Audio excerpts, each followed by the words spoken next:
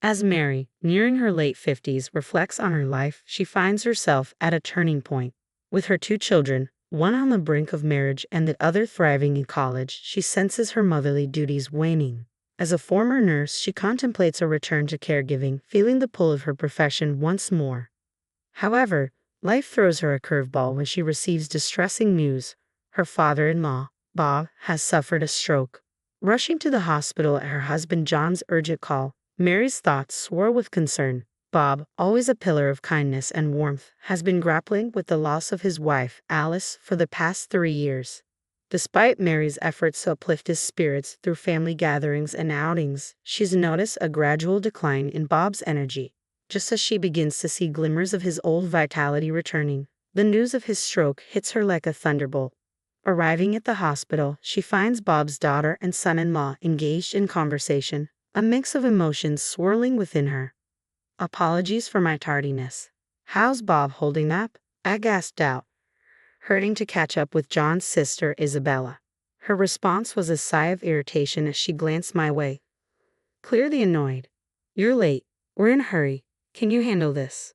With that brisk dismissal, she hurried off, leaving me behind. Isabella's indifference towards Bob was palpable, a demeanor she carried even when Alice, Bob's late wife, was alive. Despite Bob and Alice's unwavering kindness, Isabella remained aloof, untouched by their warmth. Left alone in the waiting area, I paced nervously, my thoughts consumed by Bob's condition. Meanwhile, John rushed in, his concern evident in the beads of sweat on his forehead and his soaked dress shirt. "Mary, how's Dad?" he asked anxiously. I shook my head, indicating I had no updates yet. John's reaction was visceral. He dropped the bags he was carrying, his complexion draining of color. "No, that's not what I meant," I reassured him quickly. "He's still in surgery. We're waiting for news." Relief washed over John, evident in the way he retrieved his fallen bags and slumped into a nearby chair. "Should we brace ourselves?" I hurried over to John, who teetered on the edge of tears, and placed a comforting hand on his back. "It'll be all right," I murmured, feeling utterly helpless with no words substantial enough to offer solace. Hours ticked by before the surgery's conclusion, and we were ushered into a small room by the doctor for an update. "The surgery went well, but there may be lasting effects," the doctor explained gently, indicating that Bob would require ongoing care. While our hearts hoped for Bob's swift recovery, the reality of caregiving loomed, a responsibility that would involve Isabella and her husband. John and I decided to reach out to Isabella to discuss the next steps. After a conversation, we agreed to convene at Bob's home, a gathering necessitated by the circumstances while Bob remained hospitalized. "I won't be his caregiver," Isabella declared bluntly, sending shockwaves through John and me. "But what are we supposed to do then?" I countered, baffled by her indifference. Isabella, nonchalant, continued toying with her meticulously manicured nails, a stark contrast to the gravity of the conversation. Her husband, Tom, simply nodded along. "What about a nursing home?" I suggested, met with Isabella's vehement refusal. "I'm not wasting money on that. This is what happens whenever I get involved," she snapped, shooting me a venomous glare. "It's like my opinion doesn't matter, so I keep quiet. If he can't go to a facility and neither of you will care for him, what's the plan?" John pressed, frustration seeping into his voice. "That's why you should handle it. I don't want some burden in my home," Isabella chuckled callously, pushing me to my breaking point. "Enough. He's your father, for heaven's sake," I snapped, my patience wearing thin. "I don't care. Why am I expected to bear the responsibility just because he's my father? He's John's father too. I've been saying you two should handle it." "I don't have a response to that. We'd love to care for him at home, but our house isn't equipped for it," I explained, feeling the weight of reality pressing down. "There are too many obstacles, stairs, uneven floors. To bring my father-in-law here, we need significant renovations and we simply can't afford it." "Mary, you're trained in caregiving, aren't you? It shouldn't be a big deal," Isabella remarked smugly, her tone grating on my nerves. John shared my frustration, and we silently agreed to table the discussion for now, retreating from his parents' home. "What's our next move, Mary? You mentioned considering a return to caregiving," John inquired, his concern evident. "It's not just about the job. We have to make this place safe for Dad, and that's a financial challenge," I replied, trying to reassure him. "You're right," John conceded, acknowledging the daunting road ahead. I estimate it could cost around $100,000. That's just a ballpark figure, but considering the modifications needed for the entire first floor to accommodate him, that's roughly what we're looking at. I mused aloud, grappling with the daunting financial reality. With our eldest still in college, we simply don't have that kind of money. We're still paying off the mortgage, and the thought of taking on another loan for renovations is overwhelming. It's a difficult decision, but should we consider a facility for him? The question is, would he even be able to get in?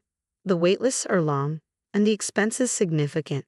And I doubt Isabella and her family would offer any assistance. It feels like we're stuck with no viable solution. Deciding to at least listen to my father-in-law's perspective, I made my way alone to the hospital where he was admitted. Stepping into his room, I was greeted by a sight that lifted my spirits. My father-in-law, visibly improved, greeted me with a warm smile.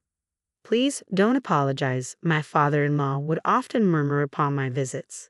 "There's no trouble at all. And look, I've brought you one of your favorite books today." "Why apologize? You're bringing me joy," I'd respond, trying to uplift his spirits. The doctor had informed us of his stroke, leaving him unable to move the right half of his body independently.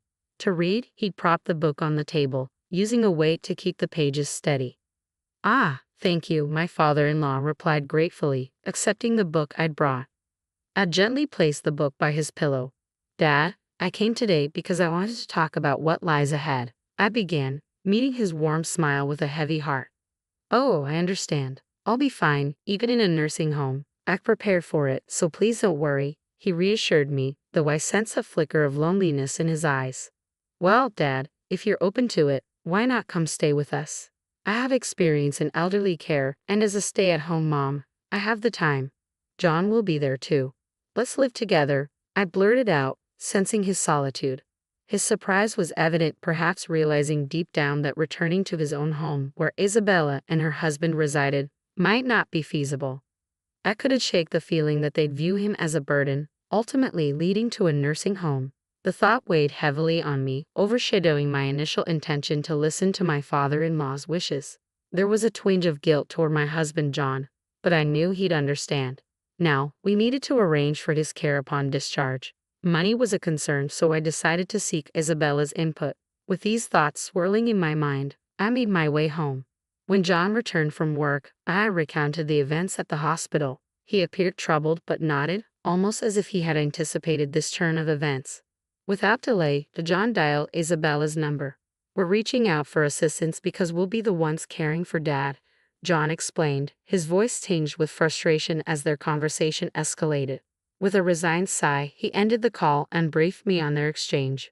"Isabella refused to contribute any funds. It seems there's little we can do about it," he disclosed, his concern evident as he contemplated the financial implications for his father-in-law. From then on, our home buzzed with activity. We deliberated over renovations, essential care supplies, and received guidance on home care options.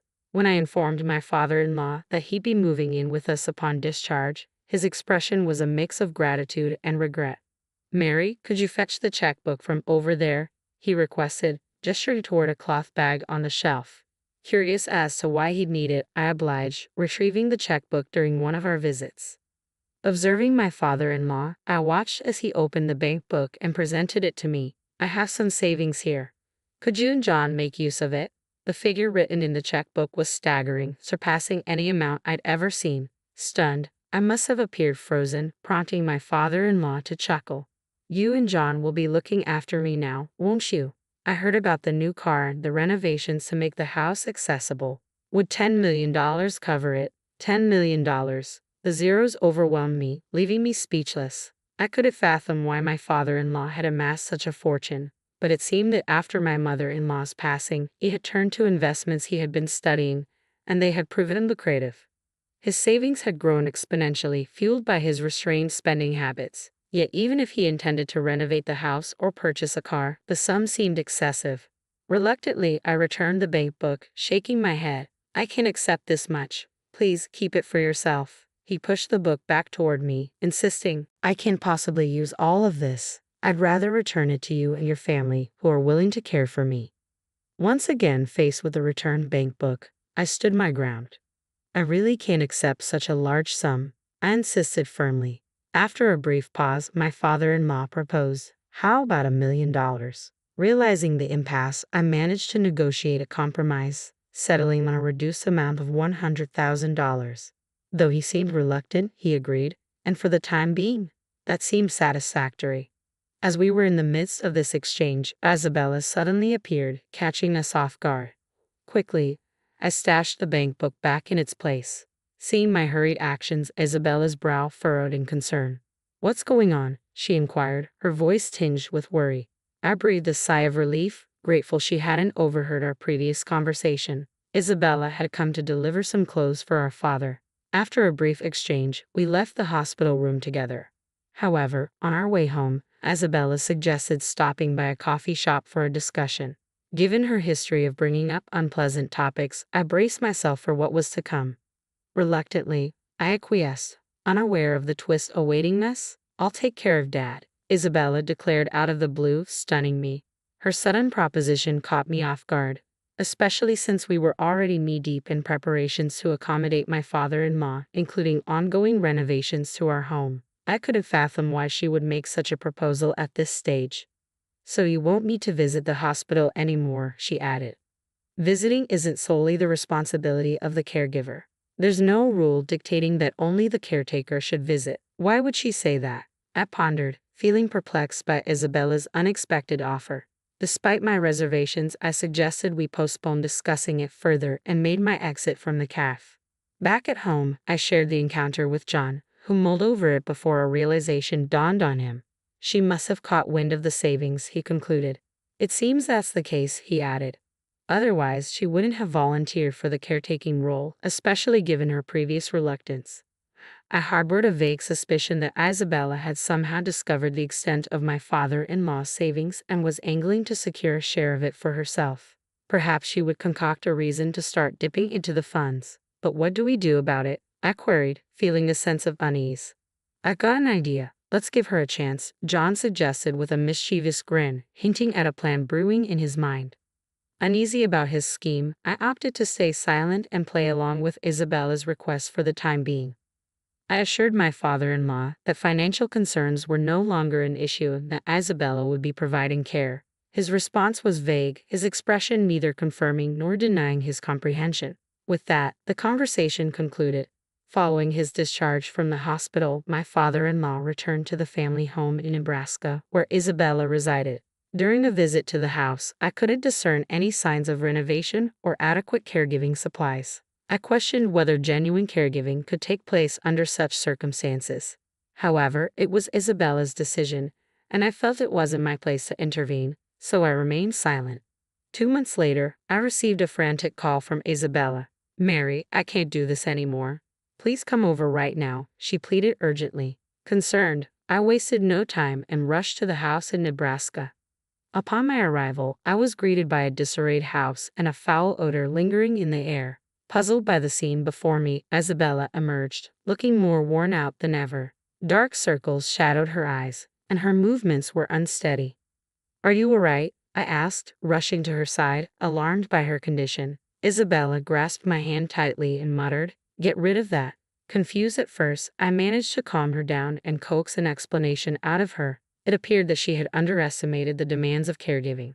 From assisting with mobility and meals to managing incontinence, including dealing with diapers, the responsibilities had overwhelmed her. She felt incapable of managing anything, not even attending to her own needs. I reassured her that I couldn't make any immediate decisions but promised to reach out as soon as possible. With a heavy heart, I carried this burden home with me. "It's been 2 months already." "Impressive," John remarked, glancing at the calendar. It seemed he had anticipated this turn of events. He suggested we pick up my father-in-law on his next day off, and I readily agreed. A few days later, as we arrived at the family home in Nebraska, my father-in-law was already packed and prepared to depart. Relief washed over me knowing we could finally bring him home. Just because I endured for 2 months and used to live here doesn't mean I don't deserve compensation. "I think $5 million sounds fair," Isabella declared suddenly as we were assisting my father-in-law into the car. I froze in disbelief. John, too, was taken aback, turning to face Isabella with a mixture of surprise and dismay. But she remained unfazed, sporting a smug expression. "Isabella, What on earth are you talking about? This isn't the time or place to discuss money, especially not in front of Dad. Remember, he raised us, John reasoned, attempting to appeal to her sense of decency, but his words seemed to fall on deaf ears. I'm his daughter. It's only fair that I get compensated, Isabella retorted defiantly, her audacity catching me off guard. How could she be so brazen? Appalled by Isabella's attitude, I couldn't hold back. Isabella, discussing money in this manner is completely inappropriate. Besides, you've already received funds, I interjected, my father-in-law echoing my sentiment with a disbelieving expression. That's all gone now. Just $5 million. What's the harm in that? If you're just going to squander it away, you might as well put it to good use. Isabella's callous words towards her own father left me speechless. Even my typically composed husband John was visibly enraged, his face flushing red with anger as he glared at his sister. John, it's all right, she's stating the truth. Bob, my father-in-law, attempted to calm his incensed son. Then, turning to Isabella with a stern demeanor, he delivered his verdict.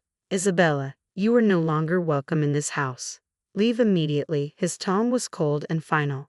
Stunned by his words, Isabella stood frozen in shock. What? What are you saying? I'm your daughter, Dad, Isabella exclaimed in disbelief. I have only one child, my son, and this woman beside me, Mary, is my daughter-in-law. I no longer recognize you. Leave with your foolish husband. Bob, my father-in-law, responded with a sternness that startled me. I had only known him to be gentle and soft-spoken, but now his eyes were steely, commanding no opposition. Even Isabella seemed subdued by his authority. Shall we depart then? We're relying on you moving forward, Bob continued, his demeanor shifting back to its usual warmth as he addressed me. With no other recourse, John and I complied with his directive. As we drove away, leaving Isabella behind in stunned silence, it felt surreal. Later, we learned that Bob had arranged with his lawyer to draft a last will and testament, ensuring that the inheritance would solely benefit John and guaranteeing that Isabella would not receive any portion of it. With Isabella gone, the house stood vacant and John and I expressed our desire to reside there. Bob gladly agreed. Isabella and her husband relocated to an apartment, but it became evident they had been tapping into Bob's finances even when he was in good health. Their extravagant spending habits landed them in debt, and now they struggle to settle it. Each day, I can't shake the feeling that this downfall was bound to happen for someone like Isabella, who lacks respect and gratitude towards her parent, regardless of biological ties. While tending to Bob's needs presents its challenges, my background in caregiving allows me to handle it without feeling burdened, and our relationship remains strong.